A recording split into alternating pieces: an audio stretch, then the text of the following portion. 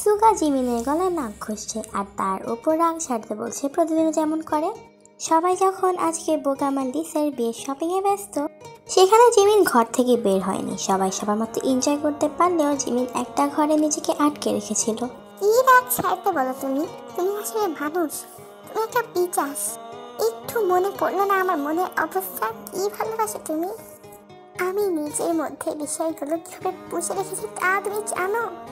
একটাবার ভেবে দেখেছো আমার মনের অবস্থাটা কেমন? আমার অনেক কষ্ট হয়ে গেল পুষে রাখতে। মন চায় মরে যায়। এগুলো বলতে বলতে চিৎকার করে কাঁদতে থাকে জিমিন। সুগার ঘর আগে থেকে সাউন্ডপ্রুফ, ভিতরে শব্দ বাহিরে যায় না। সুগার সহ্য হয় না, বুকের সাথে চেপে ধরে জিমিনকে। জিমিন তখনও হিচকি তুলে কাঁদছে।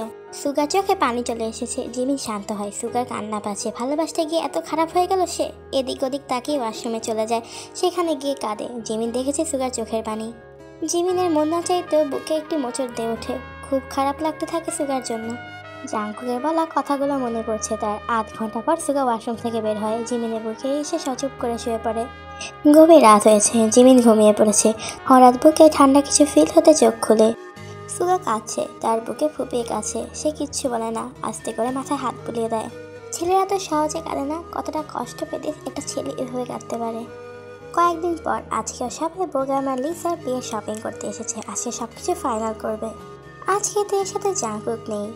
জাংকুক গিয়েছে বিজনেস ট্যুরে, তাও 2 মাসের জন্য। জাংকুকের জন্য তে খুঁজে খুঁজে একটা শার্ট বের করে। ওদিকে লিসা এত খুশি করতে করতে প্রচুর লজ্জা পাচ্ছে। পরিবারের সবাই তাকে খুব লজ্জা দিচ্ছে। কেটে যায় 2টা মাস। জাংকুক আজ আসবে, সবাই এয়ারপোর্টে। ইতিমধ্যে জাংকুক চলে আসে, সবার সাথে কুশল বিনিময় করে। জাংকুক তের কাছে আসে।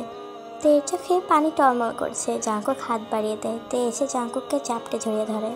জাংকুকের শার্টের কলার খামচে কান্না করতে থাকে।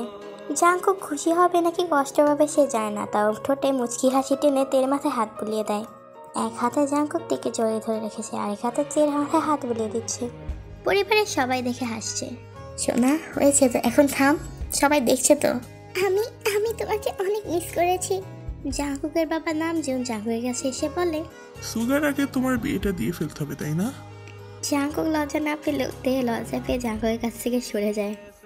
আসলি এত পরে, তোর জন্য আমার বিয়ে হচ্ছে না। জাংকুক বোকা মেয়ে কানের কাছে গিয়ে বলে, এখনই বাসর করার জন্য পাগল হয়ে যাচ্ছিস? তারা ঘরে ফিরেছে। আজকে বোগাম আর লিসার এঙ্গেজমেন্ট, সবাই এনজয় করছে। লিসাকে সাজানো হয়েছে সাদা গাউনে। বোগাম একটু পরপর আসছে আর দেখে যাচ্ছে, তাই জাংকুক বোগামকে একটু সাইডে নিয়ে বলে, এখন সব দেখলে পরে কি দেখবি লেকচারের একটা। লিচ্ছামি তো হবু বয়ের সাথেই করছি। সুগা বোগামের পিঠে চাপড় দিয়ে বলে, বিয়ের জন্য কিছু বাঁচিয়ে রাখ। সবাই হেসে দেয়। তে রেডি। তে অনেক এক্সাইটেড তার পছন্দ করা শার্টে জাংকুককে দেখার জন্য। সুগা জিমিনকে কয়েকটা ছবি তুলে দিচ্ছে, কিন্তু বেশি তুলতে পারলো না।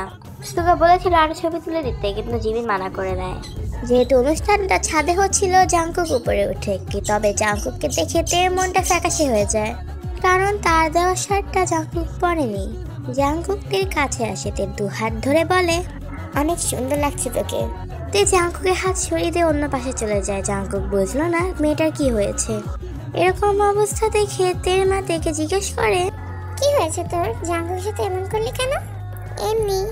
হঠাৎ চারিদিকে অন্ধকার হয়ে যায়। ফোকাস হয় লিসার বোগামের উপর।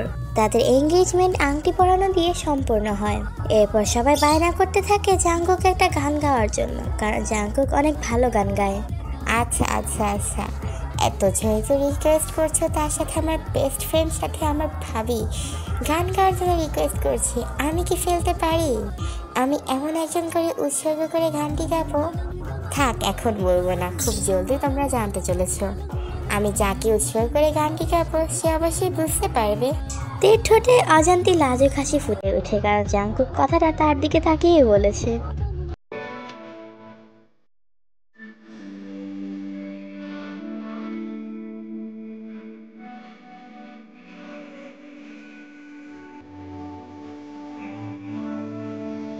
টাল বাতাস মনটা কিছু তোমায় বলতে চায়, বেশ আমার ভাবনাগুলো তোমায় ছুতে চায়।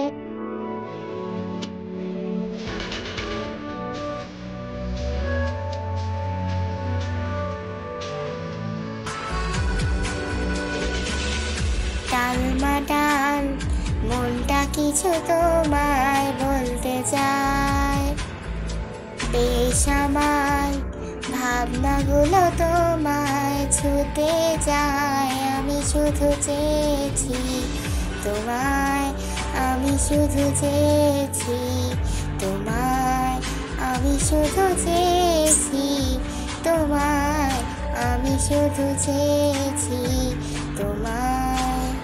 না লেখা চিঠিগুলো মন পাহারায়, আমি শুধু চেয়েছি তোমায়, আমি শুধু চেয়েছি তোমায়, আমি শুধু চেয়েছি তোমায়, আমি শুধু চেয়েছি তোমায়, আমি শুধু চেয়েছি তোমায়।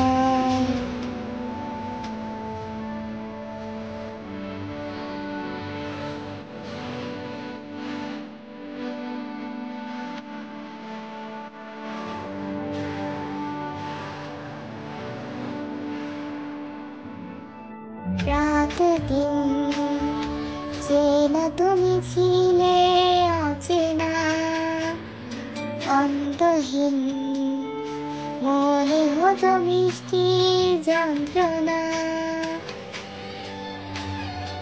সেই ব্যথা উঠলো সেরে চোখেরই যাওয়ায়, আমি শুধু চেয়েছি তোমায়, আমি শুধু চেয়েছি তোমায়, আমি শুধু চেয়েছি তোমায়, আমি শুধু চেয়েছি তোমায়। সবাই সবার মতো আনন্দ ফুর্তি করছে। জাঙ্কুক পানি খাওয়ার জন্য নিচে নামে, গিয়ে দেখে জিমিন কিচেনে। কি রে, এখানে কি করছিস? মাথা ঘুরে উঠেছিল তাই এখানে এসেছি। শরীরটা বেশ খারাপ অনেকদিন যাবত। জাঙ্কুক হকচকিয়ে জিমিনকে জিজ্ঞেস করে, আর কি কি হয় তোর?